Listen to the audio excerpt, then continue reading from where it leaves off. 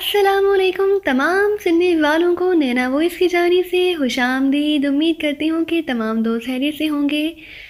पेशे हिदमत है असबार गन। चलो, इमरान ने टैक्सी ड्राइवर से कहा तो टैक्सी ड्राइवर ने असबात में सर हिलाया और टैक्सी स्टार्ट करके आगे बढ़ा दी। थोड़ी ही देर में उसने टैक्सी फ्लास्टर क्लब के बाहर रोक दी। इमरान ने उसे बड़ा नोट दिया और कार से उतर आया।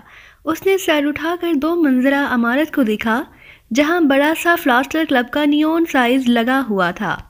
इमरान मेन डोर की तरफ बढ़ा और फिर रुके बगैर काउंटर की तरफ बढ़ गया जहां दो लड़कियां खड़ी थी।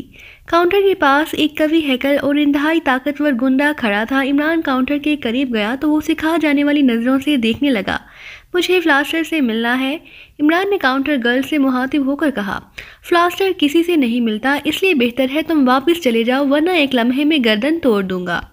उस कवि हैकल ने इंतहाई राहत लहजे में कहा, तुम शायद मेरी शक्ल देखकर ये तौहीन आमेज बातें कर रहे हो। तुम मेरी शक्ल पर ना जाओ, यही तो माइकल की खसूसियत है। मैं शक्ल से तो एक आम सा बल्कि शरीफ आदमी दिखाई देता हूँ, लेकिन मेरे अंदर कई वहशी सांडों जैसी ताकत भरी हुई है। मैं तो एक हाथ से होनहार शेर की गर्दन तोड़ देता हूँ। अगर तुम्हें यकीन ना आ रहा हो तो मैं अमली मुजाहिरा भी कर सकता हूँ, इमरान ने कहा। और उसके साथ ही उसका एक हाथ बिजली की सी तेजी से आगे बढ़ा और साथ ही दूसरे लम्हे वो कवि हैकल गुंडा उछलकर कई कदम दूर दौड़ता चला गया। इमरान ने उसकी गर्दन पकड़कर उसे मामूली सा झटका दिया था।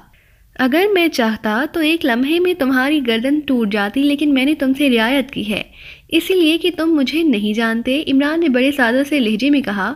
तो वो कवि हैकल गुंडा जवाब में अपनी गर्दन मसल रहा था और जिसके चेहरे पर अब हैरत के साथ साथ कदरे खौफ के तासुरात उभर आए थे। तेजी से एक राहदारी की तरफ बढ़ गया। लड़कियां और हार में मौजूद लोग भी हैरत से ये सब तमाशा देख रहे थे। थोड़ी देर बाद उसकी वापसी हुई। आइए जनाब, मैं माजरत हवा हूँ जनाब कि आपको जानता नहीं था, इसलिए मुझसे गुस्ताखी हो गई है, वरना बोस तो आपका नाम सुनकर बेइख्तियार उछल पड़े हैं। गुंडे ने इस बार खुशामदाना लहजे में कहा तो इमरान बेइख्तियार मुस्कुरा दिया। वो गुंडे के साथ एक कमरे में गया। कमरा किसी खूबसूरत ऑफिस के तर्ज पर सजा हुआ था और सामने भारी मेज के पीछे भारी तन्नोतोश का मालिक आदमी बैठा हुआ था। उस आदमी के जिस्म पर सूट था, लेकिन उसके चेहरे पर सफाकी और दरिंदगी के तासुरात मुंजमद नजर आते थे। तुम जाओ, उस आदमी ने इमरान के साथ आने वाले गुंडे से कहा तो वो गुंडा सर हिलाकर मुड़ा और ऑफिस से निकलता चला गया। मेरा नाम माइकल है और मुझे आपकी होने वाली शरीके हयात मिस राशीला ने भेजा है, इमरान ने तारुफ कराते हुए मुस्कुरा कर कहा और मुसाफिर के लिए हाथ बढ़ा दिया। मालूम है, लेकिन तुमने मेरे साथी के साथ जो सलूक किया है उससे तुम क्या साबित करना चाहते हो, फ्लास्टर ने मुंह बनाते हुए कहा। लेकिन दूसरे लम्हे वो बेइख्तियार उछल पड़ा और फिर उसने अपना हाथ इस तरह झटकना शुरू कर दिया जैसे उसकी उंगलियां टूट गई हों। इमरान ने मुसाफिर के दौरान उसका हाथ दबा दिया था। उसने मुझे तुम तक पहुंचने से रोकने की कोशिश की थी। अगर तुम मिस राशीला के होने वाले शोहर ना होते और वो आदमी तुम्हारा साथी ना होता तो उसकी हड्डियों का भी सुरमा बन चुका होता और तुम्हारा बाजू तुम्हारे कांधे से अलहदा होकर एक कोने में पड़ा होता। इमरान ने बड़े सादा से लहजे में मुस्कुराते हुए कहा तो फ्लास्टर चौंक पड़ा। I am really sorry mister Michael, आप में तो वाकई बेपनाह ताकत है, हालांकि मैं समझता था कि मेरे अंदर ताकत भरी हुई है, फ्लास्टर ने मुस्कुराते हुए कहा। आप वाकई खुले दिल और आला ज़र्फ के मालिक हैं मिस्टर फ्लास्टर, और अब मुझे मालूम हुआ है कि मादाम राशीला ने क्यों आपको अपना शोहर बनाने का एजाज़ बख्शने का फैसला किया है, इमरान ने कहा तो राशीला का चेहरा खिल उठा। मैं पहले यहाँ का एक आम सा गुंडा था, लेकिन फिर मैं राशीला को पसंद आ गया और उसने मुझे सटगान का सबसे बड़ा आदमी बना दिया है। आज जो कुछ भी मैं हूँ उसी की वजह से ही हूँ। बहरहाल आप फरमाएं मिस्टर माइकल, मैं आपके लिए क्या कर सकता हूँ, फ्लास्टर ने कुर्सी पर बैठते हुए कहा। हार्ड सेक्शन के मिस्टर डिकार्टर से मुझे ज़ाती काम है और मुझे मालूम है कि मिस्टर डिकार्टर से आपके बड़े गहरे ताल्लुकात हैं, इमरान ने जल्दी से कहा। हाँ है तो सही, लेकिन काम क्या है, फ्लास्टर ने कदरे हिचकिचाते हुए कहा। एक ज़ाती काम है, आप मुझे उनसे अभी मिलवा दें, इमरान ने कहा। अभी नहीं, अभी तो मैं मसरूफ़ हूँ, वो मिलिट्री ऑफिसर है और फिर वो भी तो फारिग नहीं होगा, वो मेरे क्लब अक्सर आता रहता है। इस बार जब वो आया तो मैं आपको इतला कर दूंगा, आप भी क्लब आ जाएं, फिर मुलाकात हो जाएगी, फ्लास्टर ने कहा। ओके, तो ये बात मैं जाकर मादाम राशीला को बता देता हूँ, उन्होंने कहा था कि आप मेरी बात मानने से इनकार करें तो उन्हें फ़ौरन बता दूँ। वो तो कह रही थी कि आप उनकी कोई बात नहीं टालते, मेरे कहने पर सारे काम छोड़कर प्रेसिडेंट से भी मिलाने के लिए ले जा सकते हैं, लेकिन नहीं, खैर छोड़ें, मैं खुद मिल लूँगा, इमरान ने कहा। کیا تمہارے پاس راشیلا کا نمبر ہے؟ فلاسٹر نے بوکھلائے ہوئے لہجے میں کہا۔ ہاں، انہوں نے مجھے خصوصی طور پر دیا ہے، لیکن اس کے ساتھ انہوں نے مجھے سختی سے ہدایات دی ہیں کہ یہ نمبر میں آپ کو نہ دوں، ضرورت پڑنے پر وہ خود آپ کو کال کریں گی، عمران نے کہا۔ ہاں میں جانتا ہوں، وہ خود مجھے کال کرتی ہے۔ ٹھیک ہے، راشیلا نے کہا ہے، اور میں اس کا کہا نہیں ٹال سکتا۔ میں دیکھتا ہوں کہ میں تمہارے لیے کیا کر سکتا ہوں، فلاسٹر نے جواب دیا، اور پھر اس نے جلدی سے میز پر پڑا ہوا فون پیس اٹھایا اور نمبر پریس کرنے شروع کر دیے۔ لاؤڈر کا بٹن بھی دبا دو تاکہ میں بھی سنوں کہ کیا باتیں ہو رہی ہیں، عمران نے کہا۔ تو فلاسٹر نے اس بات میں سر ہلاتے ہوئے کہا اور لاؤڈر کا بٹن بھی پریس کر دیا۔ یس۔ رابطہ قائم ہوتے ہی ایک نسوانی آواز سنائی دی۔ فلاسٹر بول رہا ہوں، ڈیکارٹر سے بات کراؤ، فلاسٹر نے تحکمانہ لہجے میں کہا۔ 1 منٹ ہولڈ کریں، دوسری طرف سے کہا گیا۔ ہیلو فلاسٹر، میں ڈیکارٹر بول رہا ہوں۔ اس وقت کیسے فون کیا؟ میں ایک انتہائی ضروری کام کے لیے ویسٹ پوائنٹ جا رہا تھا کہ تمہاری کال آ گئی، ایک بھاری سی آواز سنائی دی۔ ڈیکارٹر، میں اپنے ایک عزیز ترین دوست کے ساتھ آپ کے پاس پہنچ رہا ہوں، آپ میرا انتظار کریں۔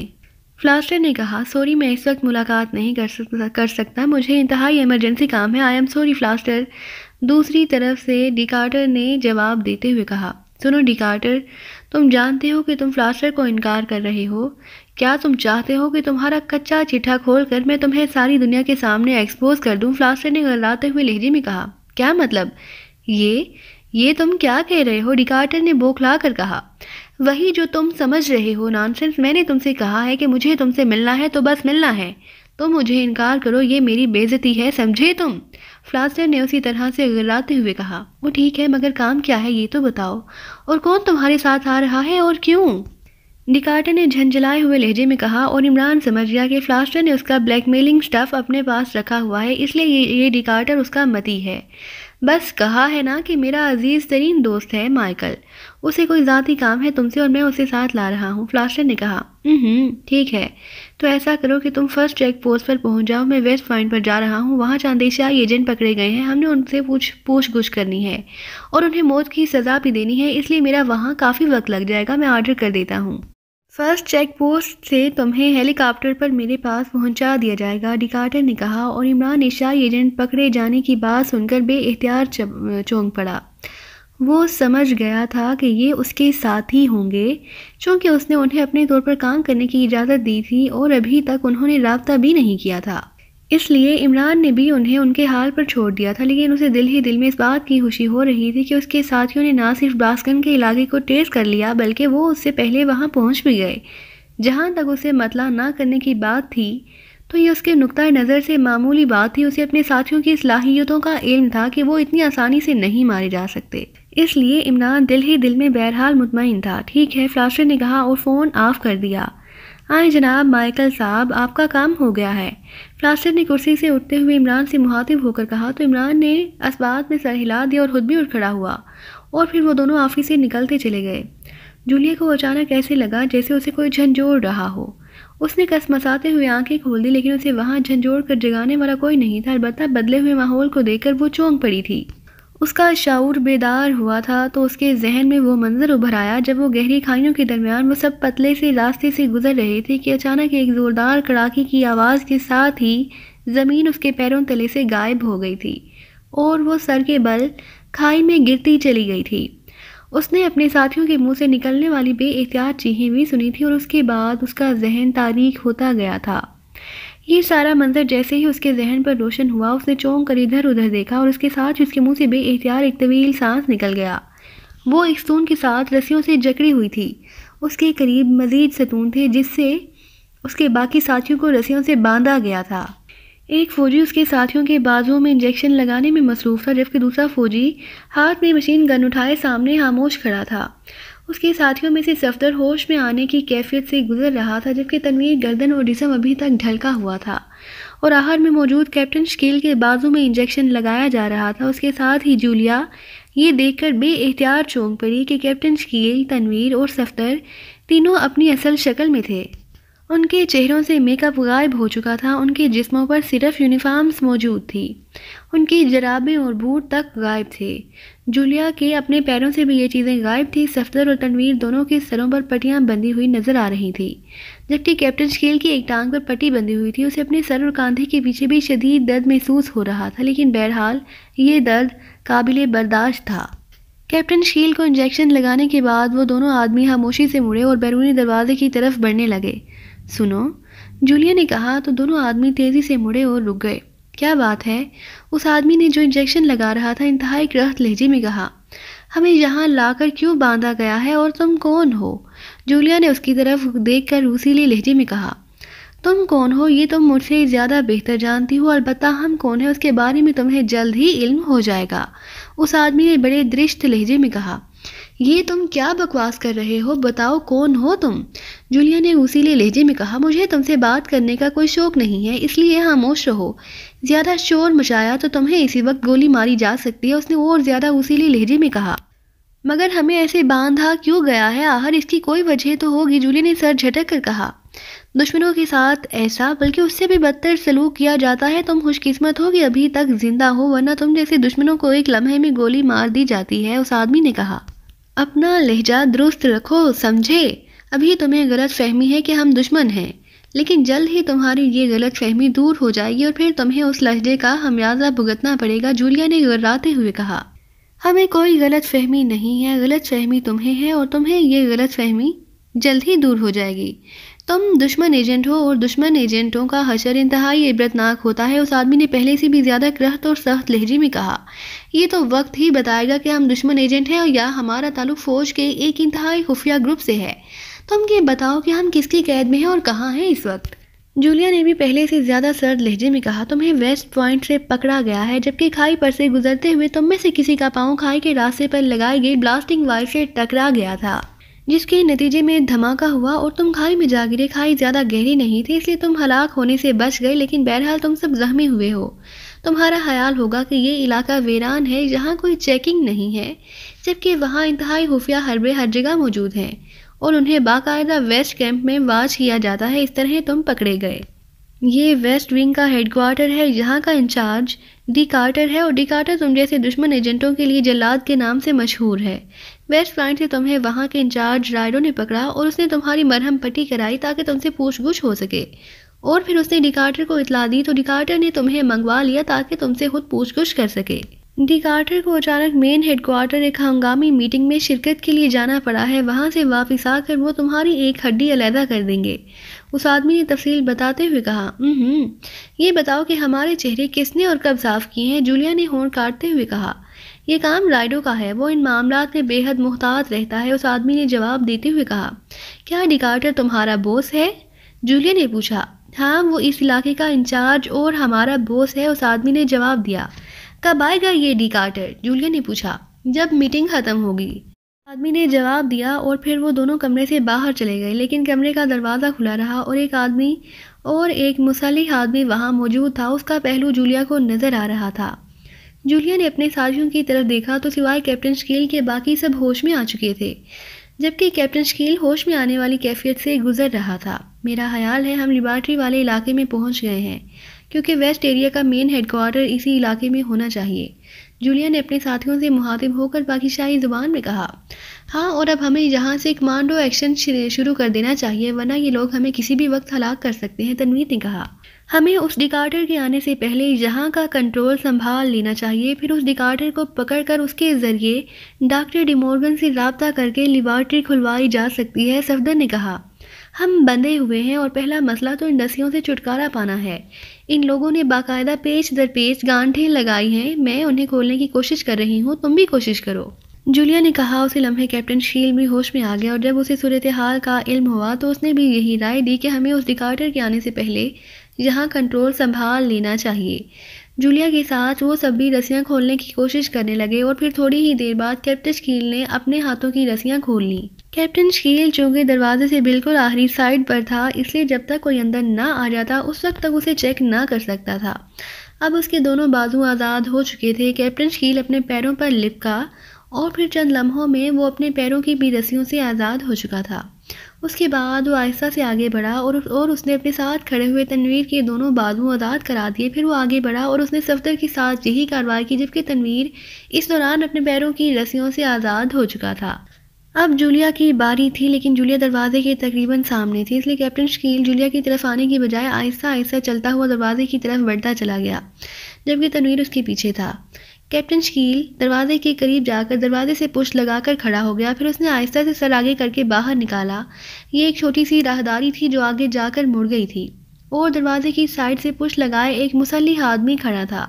اس نے مشین گن شاید دیوار کے ساتھ لگا رکھی ہوئی تھی جو کیپٹن شکیل کو نظر نہ آ رہی تھی۔ البتہ کیپٹن شکیل نے دیکھ لیا کہ اس آدمی کے دونوں ہاتھ اس کے سینے پر بندھے ہوئے تھے، وہ شاید اس انداز میں آرام کر رہا تھا۔ کیپٹن شکیل آہستہ سے آگے بڑھا اور دوسرے لمحے ہلکی اوہ کی آواز سنائی دی اور وہ آدمی کھینچتا ہوا اندر آ گیا۔ کیپٹن شکیل نے ایک ہاتھ اس کے منہ پر رکھا جبکہ دوسرے ہاتھ سے اس کے بازو کو پکڑ کر اسے یکلخت گھما کر اندر گھسیٹ لیا، اور پھر اس سے پہلے کہ وہ آدمی سنبھلتا تنویر کا ہاتھ بجلی کی سی تیزی سے گھوما اور اس آدمی کی گردن کی دوسری سائڈ جس طرف کیپٹن شکیل کا ہاتھ نہ تھا کھڑی ہتھیلی کی بھرپور ضرب پڑی اور کٹاک کی آواز سے اس کی گردن ٹوٹ گئی، جبکہ تنویر اور صفدر تیزی سے بیرونی دروازے کی طرف لپکے۔ رک جاؤ، ابھی مت جاؤ، جولیا نے کہا تو دونوں دروازے پر ہی رک گئے۔ صرف اس کی مشین گن اٹھا لو، جولیا نے کہا، جبکہ کیپٹن شکیل نے اس آدمی کو زمین پر لٹا کر تیزی سے آگے بڑھ کر جولیا کے ہاتھ آزاد کرا دیے۔ تنویر نے دروازے کے باہر دیوار کے ساتھ کھڑی مشین گن اٹھا لی۔ یہ شاید ملٹری ہیڈ کوارٹر ہے، یہاں دو چار مسلح افراد نہیں ہوں گے، ہمیں ان کے کسی بڑے کو پکڑنا ہوگا، پھر بات بنے گی، جولیا نے آزاد ہوتے ہی کہا، اور سب ساتھیوں نے اس طرح سر ہلایا جیسے وہ جولیا کی بات سے 100% متفق ہوں۔ پھر میرا مشورہ ہے کہ ہمیں یہیں رکنا چاہیے، وہ ڈی کارٹر بہرحال یہیں آئے گا اور جیسے ہی آئے گا ہم فوراً اسے چھاپ لیں گے، کیپٹن شکیل نے کہا۔ ہو سکتا ہے کہ وہ اکیلا نہ آئے، اس کے ساتھ مسلح افراد بھی یقیناً ہوں گے اور ظاہر ہے انہیں مارنے کے لیے فائر کھولنا پڑے گا، تنویر نے منہ بناتے ہوئے کہا۔ ایسا ہوگا تو دیکھا جائے گا، ڈی کارٹر جیسا کوئی بڑا آفیسر ہاتھ آ جائے تو اس کے بل پر باقی مسلح افراد کو کور کیا جا سکتا ہے، جولیا نے جواب دیا۔ میرا خیال ہے کہ یہ آفس ہوگا، یہاں زیادہ مسلح افراد نہیں ہوں گے، ہم انہیں آسانی سے کور کر لیں گے، ورنہ یہاں تہہ خانے میں ہم پھنس بھی سکتے ہیں، اور یہ بھی ہو سکتا ہے کہ کسی بڑی کے آنے سے پہلے صورتحال چیک کرنے کے لیے دو چار مسلح افراد یہاں آئیں، اس طرح صورتحال ہمارے خلاف بھی ہو سکتی ہے، صفدر نے کہا۔ اس کا تو ایک ہی حل ہے کہ ہم پہلے جائزہ لیں، پھر جیسی صورتحال ہو ویسے ہی اقدام کریں۔ بہرحال اس ڈی کارٹر کو قابو میں آنا چاہیے، جولیا نے کہا۔ تو پھر آپ یہیں رکیں، میں جا کر جائزہ لے آتا ہوں، تنویر نے بے چین سے لہجے میں کہا۔